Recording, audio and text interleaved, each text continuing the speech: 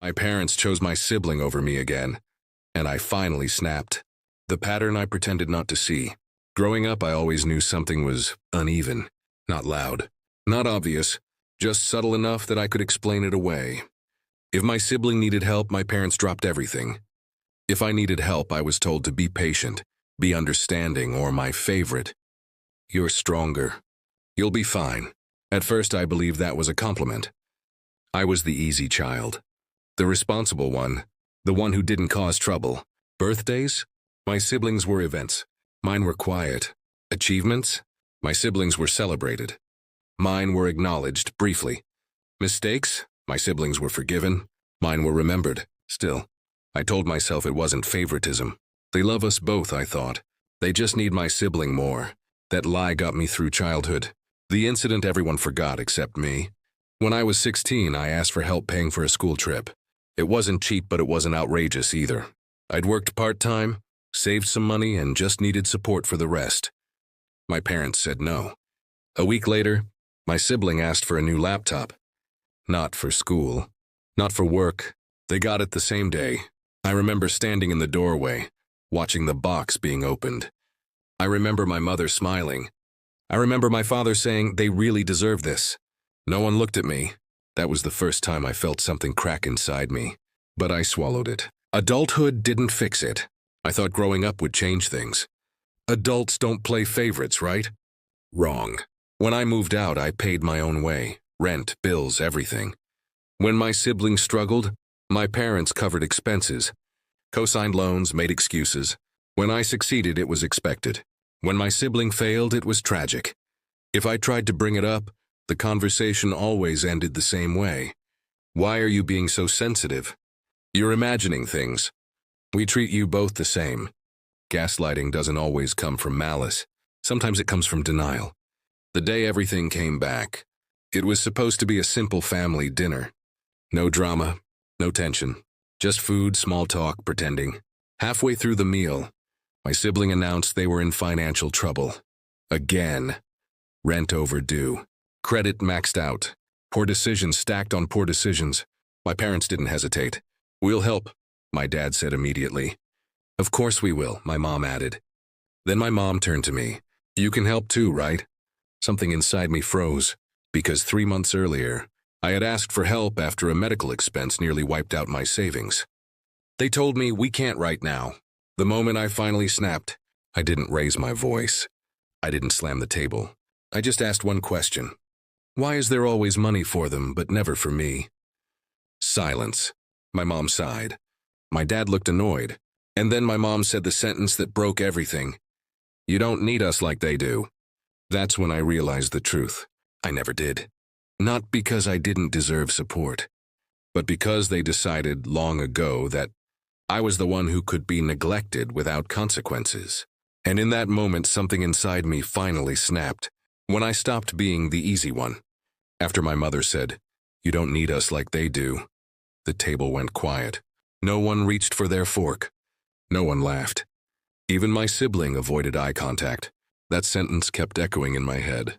"You don't need us." I realized then how often those words had guided their choices. How they had quietly justified every imbalance.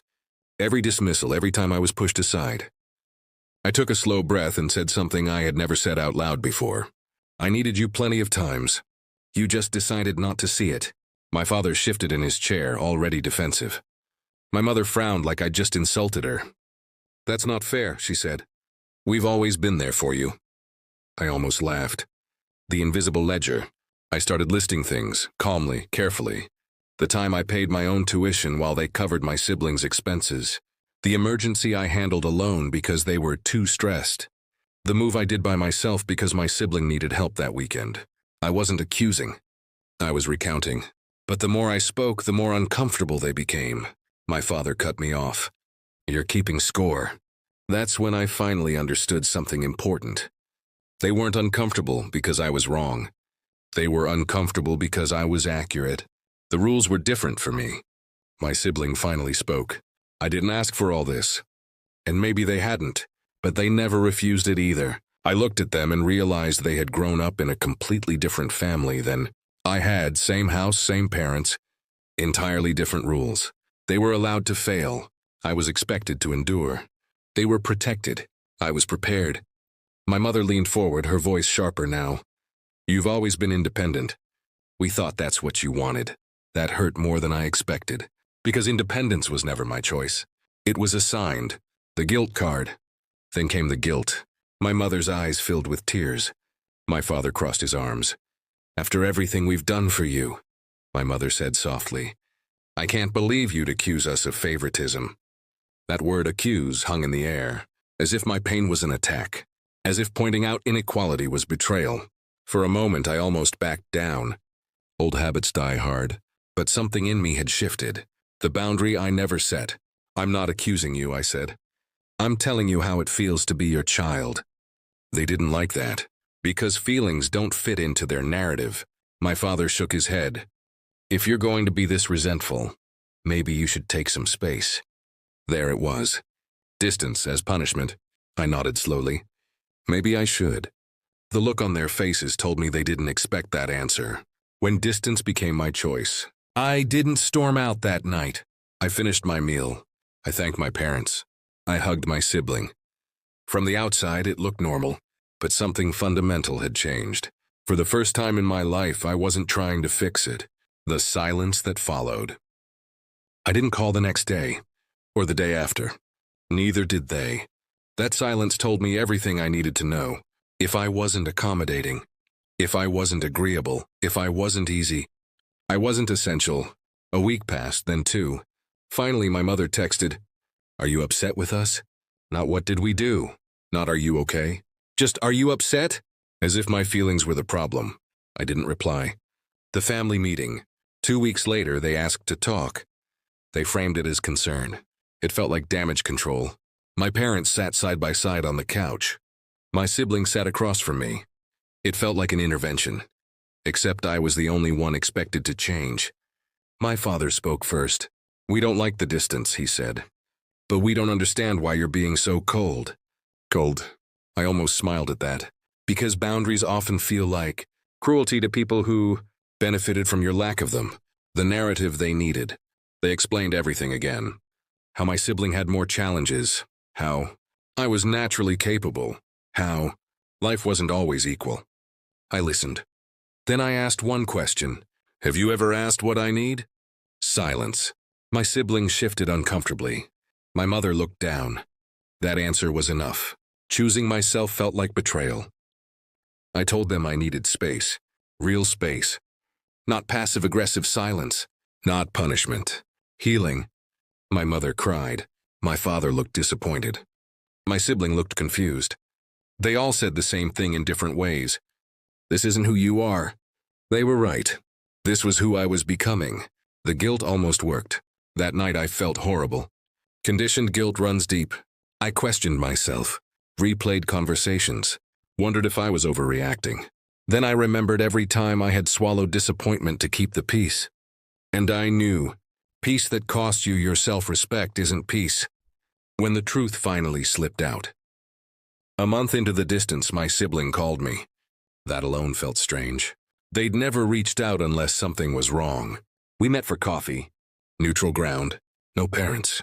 No audience. At first they talked about work, life, small things.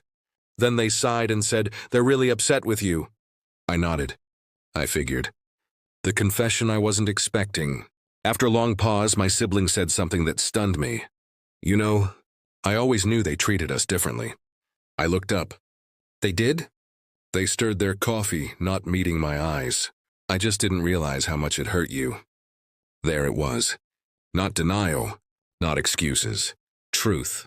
They admitted they'd relied on our parents without thinking. That it felt normal. That they assumed I was fine because I never complained. I didn't think you needed help, they said quietly. I didn't get angry because that belief had been taught by our parents. What they said next changed everything. They keep saying you're being dramatic, my sibling continued. But I don't think you are. I felt something loosen in my chest. Validation doesn't fix the past, but it makes the present survivable. The parents' breaking point. A few days later, my parents called again. This time, their tone was different, sharper. They said the distance was tearing the family apart. That holidays were awkward. That people were asking questions. Notice what wasn't mentioned. My feelings. This wasn't about reconciliation. It was about control. The boundary they didn't respect. I told them I wasn't ready to go back to how things were. My father snapped. So what, are you punishing us now? That question revealed everything. To them, boundaries were punishment. To me, they were survival. The day I stopped explaining myself. The final conversation didn't happen in person. It happened over the phone, which somehow made it harder and easier at the same time. My mother called first. Her voice was tight, controlled. "We don't understand why you're doing this," she said. "We raised you better than this." That sentence used to crush me. This time it didn't. The last attempt to rewrite the story. They wanted a version of events where no one was wrong. No one had favorites. And I was simply misinterpreting things. I realized something then. They didn't want honesty. They wanted absolution. And I couldn't give them that anymore. "I'm not asking you to agree with me," I said. "I'm asking you to respect my experience." My father scoffed. "We gave you everything." I finally said what I had never allowed myself to think. "You gave me responsibility, not support." Silence. The question that ended it.